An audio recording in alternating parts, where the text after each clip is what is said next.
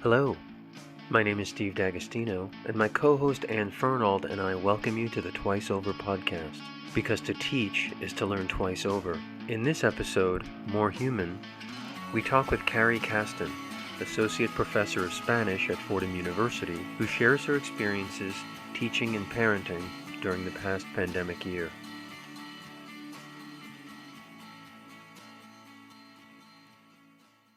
Thanks for being with us, Carey. Thanks for having me. Do you want to just tell us a little bit about what you're teaching this semester and how it's going? So I'm teaching community engaged learning class. It's called Spanish Community Engaged Learning. So it's been kind of a challenge to figure out how to do community engaged learning, but it's been more seamless than I would have thought. I think all of those students in that class this semester are in New York City, and I think we're going to get together for a walking tour during that first week in May. So it'll be like a nice end to like a whole lot of online teaching. Like, here we are, we're real people. Let's walk through a neighborhood together and have a conversation and share space. So it'll be exciting. What would you ordinarily do, and then how have you adapted it in this context? So I made some mistakes, like all of us did in the fall. And I kind of reached out to too many people and tried to make too many people happy. I had 18 students. Normally I have 18 students enrolled and it drops down to 14. The community engaged learning classes are capped at 18. And it normally drops down when students realize the commitment. Maybe they're not committed, or maybe they just don't have time that particular semester. And so I was really nervous in the fall that I wouldn't have enough placements, because it was hard for me to gauge who wanted virtual placements, who wanted in-person placements. And I kind of tried to offer them everything. So I think I worked with 4 or 5 different organizations in the community, and that was really hard. And some of them were new to me, and that was hard. And so this semester I kind of did the opposite, and I'm just working with 2 different organizations, and they're both organizations that I've worked with before. One's in Washington Heights and one is in the Bronx. And so it's kind of those classes typically have a mixture of students from Lincoln Center and Rose Hill. And so it helps me to kind of talk to both populations at once, talk about Spanish speaking communities in the Bronx, Spanish speaking communities in Manhattan. One thing I did was invite the executive directors of both of those organizations into class. We dedicated a whole day for each of one for one organization and one for another organization. Wow. And so it was a way to have the students who are working with the opposite organization get to know things about the other organization. It was a way to kind of make it more intimate, to bridge the gap.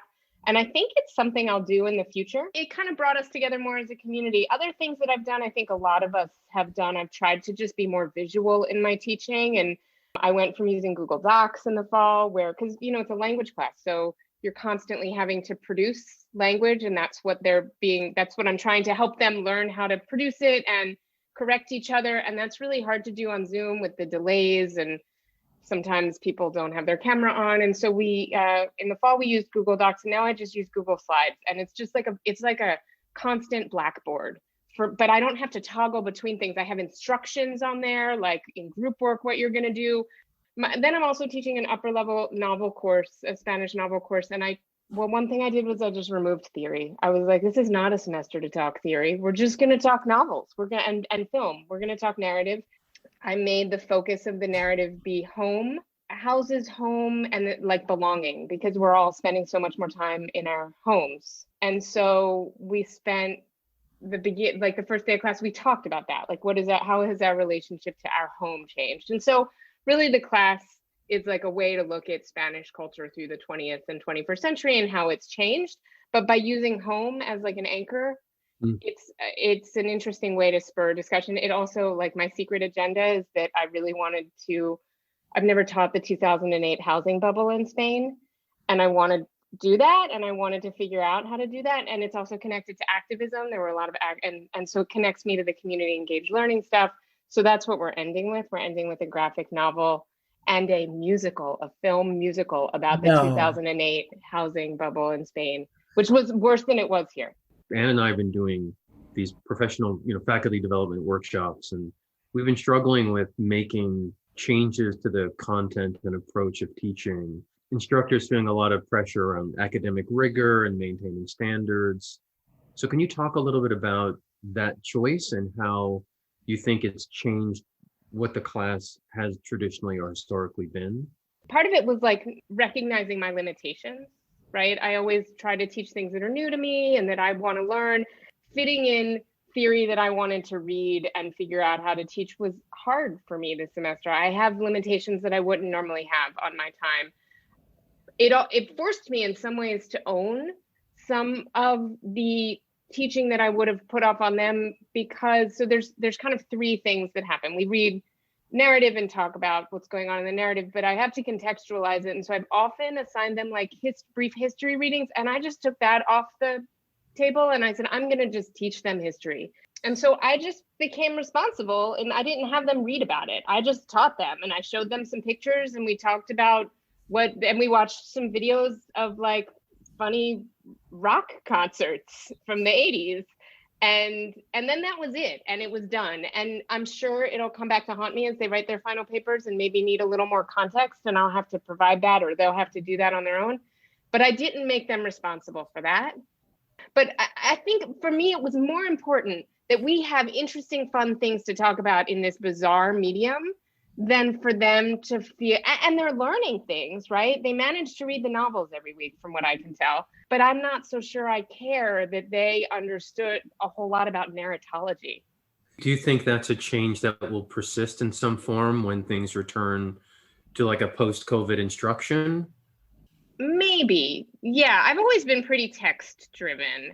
I think that maybe when we go back to being in person, I'll need some more of that structure, right?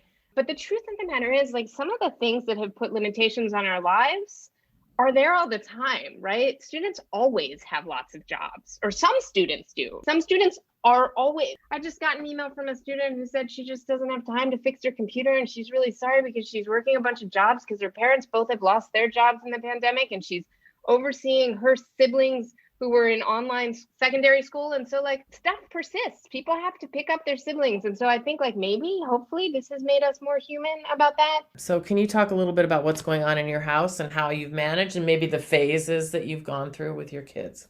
What I remember about that time was just the crazy anxiety, right? And like having to put that anxiety in a box to deal with students who were experiencing that same emotion. But I remember like taking beautiful hikes through the woods and just not being able to see anything. Like I was out there because my kids needed to do something physical and that they needed to be healthy.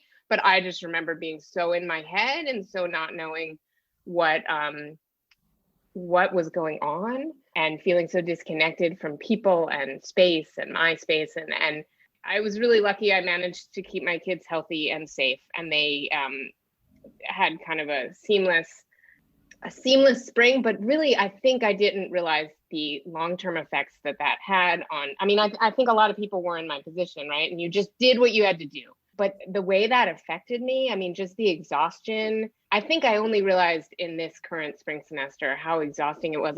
Last semester, I taught 4 days a week, 3 different preps, all online. My kids were home a lot now, and I didn't sleep. I just got up at crazy hours to do work, and I'm not doing that anymore because it's not sustainable. And I think that there are a lot of people who have discovered that maybe that's why I cut out the theory. It just wasn't sustainable to keep going at that level of intensity. And I think I recognize that if I felt like that other people have probably felt like that too. I also think I went from a place, there are pictures of our first days of homeschooling where we did crazy projects with the kids. My partner made wooden cars with them, and no, we don't do that anymore. It's not kind of a Pinteresty. I get my kids outside every day. That is the rule. We eat meals every day. I think I have experienced a lot of roller coaster emotions about the world around us and how our support systems have just failed us. All of that created more and more anxiety. Our school has 76% of kids at the beginning of the year chose hybrid learning. And so that just meant fewer days in school. So it's great that it's a school that people trust and want to be in, but we closed all the time. You get a call at 6 a.m. that school is closed. It's not like you have a week's notice and you can get a sitter. You can't call at 6 a.m. and find a babysitter for 6:30 a.m. No. So everything was kind of ad hoc, and some summer camps appeared over the summer, but really until like now, there has been no structured way to get your kids taken care of. It's been like a patchwork. And so it's been us. And I think that's most people's experience. In this whole process, I feel like I've done a lot of reading about parents, and people say, oh, we're really talking about the elementary age kids. And I have read so much about how much care these middle school and high school, and we're with college students, they need care, but there's so much energy and attention that gets spent caring for these children as their lives were interrupted. Don't dismiss the care that we need to give to people, to all people, right? And the amount of time we've all spent kind of thinking about how our kids feel right now. I feel like in a normal world, from where I stand, I have sent my kids out into the world to have relationships with other people who care for them, whether those are teachers or friends or after school. So much of that has been removed. I chose a community that I felt like would provide so much of that care, and that community is available at best a third of the time. When you think for yourself, or when you're talking with the caregiver advocacy group, what are the things at the kind of university level that you think will be most important to change or most helpful to change? So one thing I'll say is that the caregivers advocacy group is made up of faculty, and we have a very narrow perspective, and we acknowledge that. And I think that I've heard from staff, they have similar concerns and then different sets of concerns. And I think this issue has kind of brought to light the fact that other people might have different needs. And I think we've kind of decided this is what we can do, that we have a limit. This doesn't address all of the issues. HR has been really great at hearing us and trying to make changes. Some things just aren't going to happen. We wanted there to be a fund. That was in our initial statement, that we wanted there to be a fund, an emergency childcare fund. And some universities have been able to pull that off. And whether there are tax structure limitations or funding limitations, that just hasn't happened. And I don't think it can happen right now in a meaningful time period. We're nearing the end of when that money would be useful. One of our kind of more simple asks that I hope gets implemented is for there to be a website where students and staff and faculty can find each other for childcare or tutoring even, right? Like a bulletin board, a virtual bulletin board. And so last I heard, HR was kind of exploring the legal implications for that.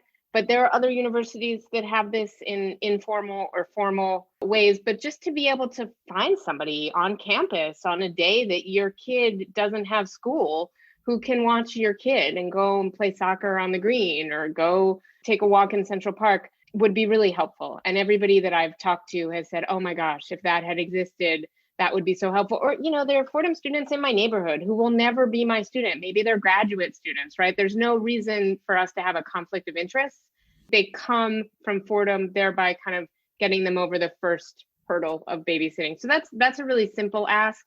It seems to me that many of the people involved in making decisions that would have a positive effect on the faculty work-life balance are not faculty, and maybe don't have real good insights into what the work of faculty really is. Could you talk a little bit about what is it that a faculty member does in a typical day that is inhibited by their childcare responsibilities? You hit the nail on the head. So I will say the HR team has been so helpful and they've been really responsive. But you're right, Steve, they don't always know.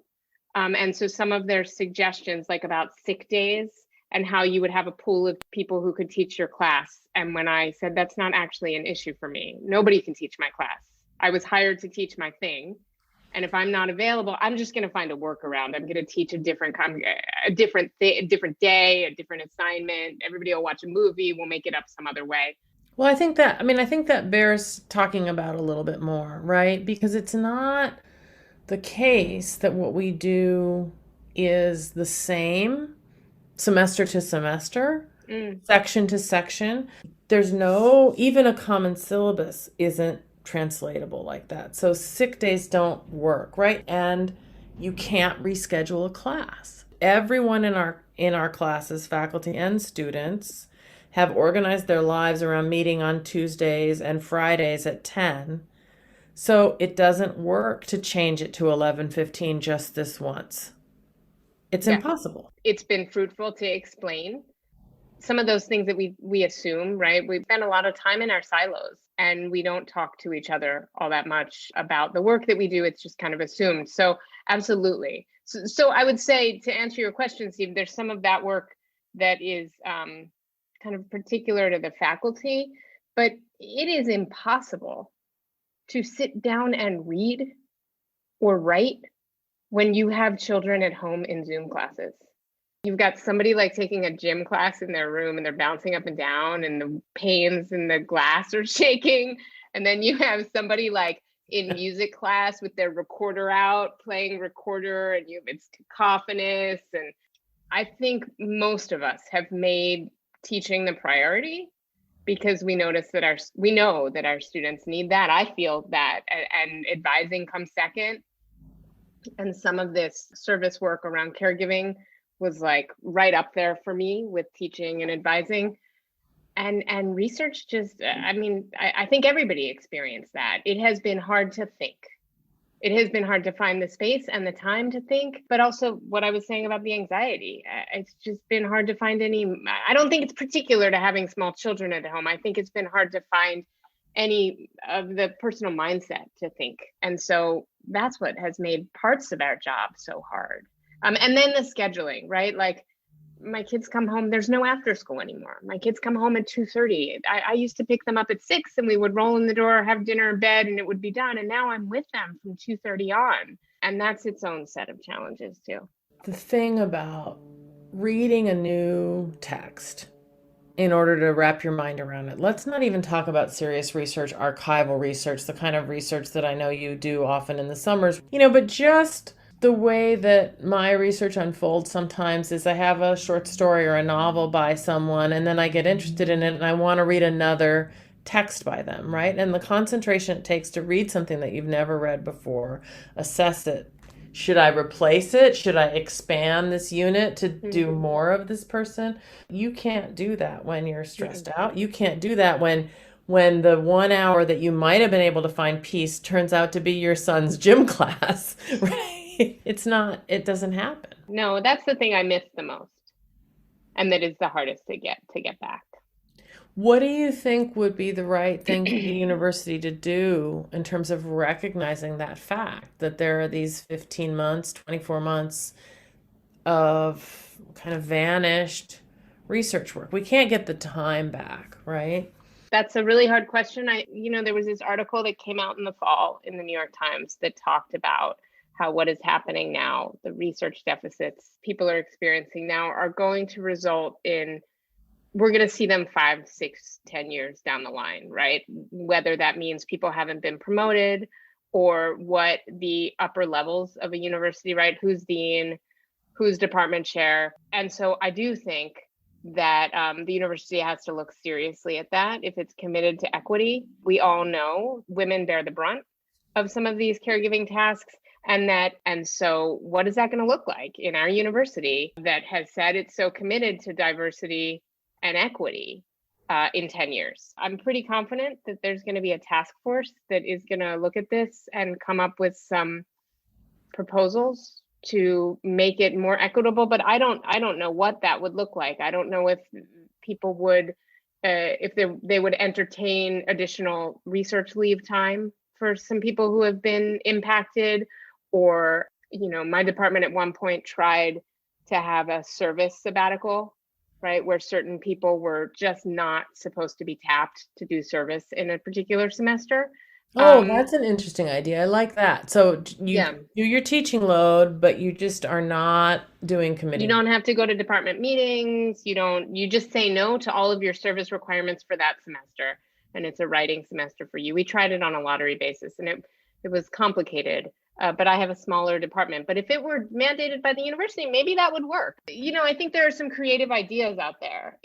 We did a lot of reading in the fall about what different universities were doing in the immediate to address the situation. And that moment has really passed for us. Really, we have to go back to the drawing board and see what other people are doing in the long term and come up with creative solutions that would work for our university. And then whether or not they're taken up is a different thing. But I think it's in the university's interest to think about how to help support people who have really seen losses to their research productivity right now. The interruption to our children's education and our students' education means that probably for the rest of our careers, we will be teaching students who have experienced a severe and traumatic educational interruption. And we're going to be learning a lot about if your education was interrupted in high school, these were the effects, right? If your education was interrupted in kindergarten, these were the effects, right? But for the next, say, 12 to 15 years, every single student who comes through Fordham is going to have had 15 months at a minimum of severely interrupted education. Yeah, I'm wondering if maybe the response on the institutional side is to be more empathetic in our teaching, the way we've responded individually. If there's some way to institutionalize that empathy, and what would that look like? Well, I also think it highlights equity issues because private school education was not interrupted, right? It was interrupted in the spring when the pandemic started, but most of those kids across the country have been in person at least for 3 to 4 days a week with a kind of robust extracurricular world since September. And that's not the case for the rest of the kids in the country. Right. Right. Or compared to other, like Europe has been open, schools have been open, countries shut down. Spain was pretty much shut down, but schools have been opened. I hope we don't lose the empathy too. I think that, of all of the very few positives of this experience, it is it's seeing each other's spaces in different ways. I mean, my kids pop into my classes. There's nothing I can do about it anymore. And it humanizes the situation. And I would say the same for my students. I mean, I have students who are sitting in all different kinds of spaces. Most of them have their cameras on, and I think that is because they feel comfortable, that this is a space where they can kind of be honest about what their life looks like. But I hope that doesn't go away as the visual goes away. One of the fictions of being in a classroom was a fiction of equity that never existed.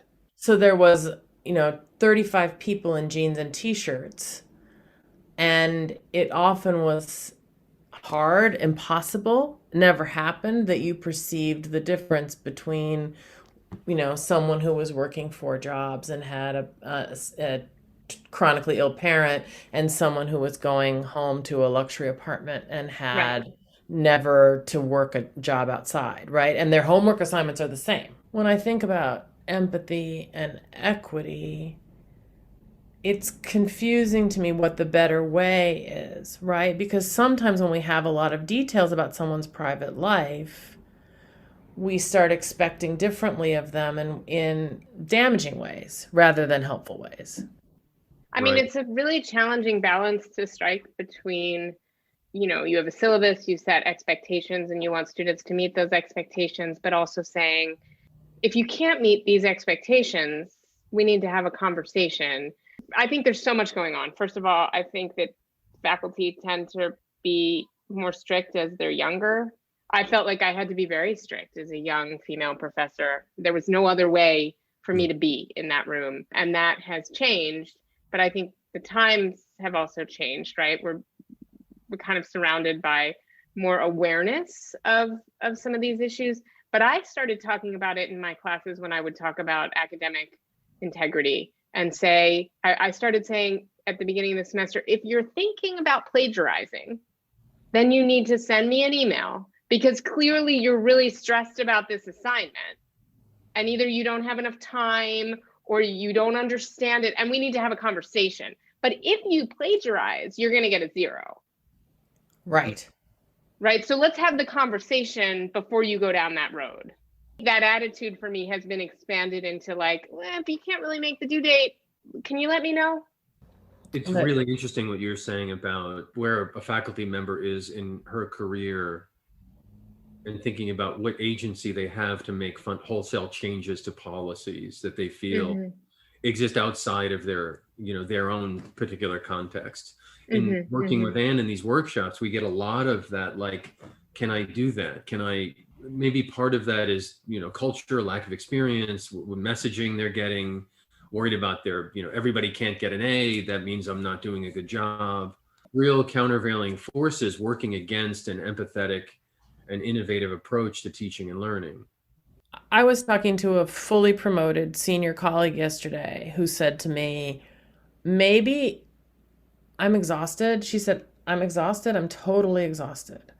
And I'm just wondering, I don't even know how I'm going to get through everything I have to do. And I'm wondering about making the final exam optional. And I said, why don't you make the final exam optional? And she said, really? I said, well, why not? I said, if someone's already got the grade, if already earned the grade that they earned, and they don't need to bump their grade up, maybe just tell them, here's where you are right now, and you can stay there. Right. Or if you want to move up, take the exam. I mean, we went back and forth. It was like a comedy routine. I've had really good responses to, I have some assignments where if you hand it in, you get an A. I have that in my novel class. They're like reaction papers, right? If you hand it in, you get an A, but you also get my comments on these papers, which will help you see how I'm going to grade your final paper, right? I'm going to tell you what's wrong with it grammatically, but also like how I think you could engage differently with a text that might be more useful. And then that's going to be helpful for you for your final paper. But you've now gotten 3 A's in a row because you just handed it in.